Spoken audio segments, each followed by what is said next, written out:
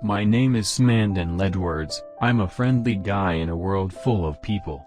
One of my only school friends left, Mitchy, wanted me to join his after-school club, Esports. I didn't really want to join the club because it would make me look like a total nerd, and also because I knew the type of people that would be in esports would be sweaty, stinky, and weird gamers. But since Mitchy was one of my best friends, I decided I would make him happy and join the club. Mitchy had just gotten back from Japan, where he was originally from, not too long ago. I was happy that he was back. Mitchy approached me the last period of school and said, "Are you ready for esports later tonight?" I looked at him confused. Fuck is esports today? I won't have a ride. "That's fine, I can drive you there, Smandon." I took him up on his offer to drive me there. I got on the bus. All I could think about is how I'd have to be in a room with all of those soy boy gamers. And how I'd probably outlift all of them by tenfold. But then I remembered I'm doing this club for my dear friend, Mitchy. I arrived home and hopped off my bus. I smelled something good in the kitchen. My dad had made me a microwavable pizza. "Yummy," I exclaimed. I grabbed the pizza and ran up to my room. Normally I would hop on with my other friends, Craig and Brandon. But seeing as I would be going back to school for esports soon, I messaged them that I'd be on later.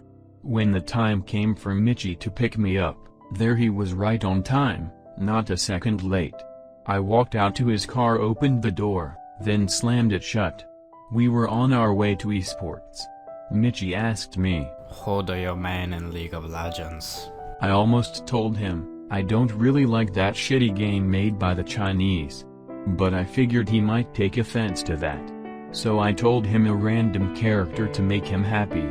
Shortly after that we arrived at school. We walked to the esports classroom, and sat down and waited for it to begin. Mr. Conley walked in. He said that today we'd be playing Fortnite squads. He said that he'd be randomly selecting our partners. I prayed to myself that I'd at least have Mitchy on my team. But alas, me and Mitchy would not be on the same teams. I was partnered with a girl with they/them pronouns, an autistic boy, a boy with cerebral palsy, and another kid who seemed somewhat normal but smelled like he hadn't showered in weeks. I tried to just not think about it too much and just get through this for Mitchy. I didn't do well in the Fortnite game as I didn't really play it much anymore and I was distracted. Finally, when the games were over, I met back up with Mitchy. "That was very fun, right?" I lied to him and said yet that was pretty great. I felt like maybe he could hear the sarcasm in my voice, but he didn't confront me about it. Mitchy then went to talk to someone else in the class. They were also Asian. I thought I overheard Mitchy saying something about the other Asian kid getting a new pet cat. And also something about meeting back up again later tonight for more esports. I hoped that Mitchy would not ask me again, not only because I didn't want to go, but because my parents always tell me to be back home at 8:30. But Mitchy came back over and he made no mention of a second esports meeting to me. "You ready to go home now?" I was overcome with excitement. I would be able to go home, grab some Funyuns and a turkey sandwich, and then play some Risk of Rain 2. "Yes Mitchy, I am ready." Mitchy drove me home without any hiccups. Everything had gone to plan besides all of the smelly kids in esports. I played some Risk of Rain 2 with friends and at 10:30 I was wore out from my long day of esports, and ready to call it tonight. I told my friends good night, and then I logged off. I then fell asleep quickly, but knew I probably won't stay asleep long as I have severe IBS and insomnia. I awoke and checked my alarm clock. It was 3 a.m. But I didn't wake up because of my insomnia, but because my phone was ringing. I wondered who would be calling my phone at this time of night. I thought it would probably just be an Indian tech scammer. But when I picked up my phone, it was Mitchy.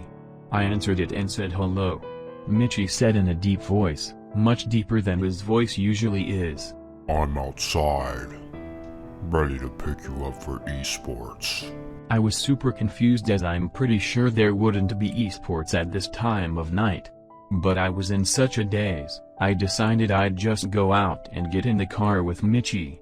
He was driving me somewhere. He didn't speak at all, which I didn't mind because I was so tired I didn't want to talk. But I noticed he had just passed up the school. Where was he taking me? He pulled into some woods, and there was the other Asian kid from Esports. He handed Mitchy what looked to be a pet tabby cat. Mitchy took it and then headed back to his car. He then drove off once again and this time stopped at the school. We then walked back into the esports room. I was confused as all hell, so finally I had woken up some and asked Mitchy, "What is going on?"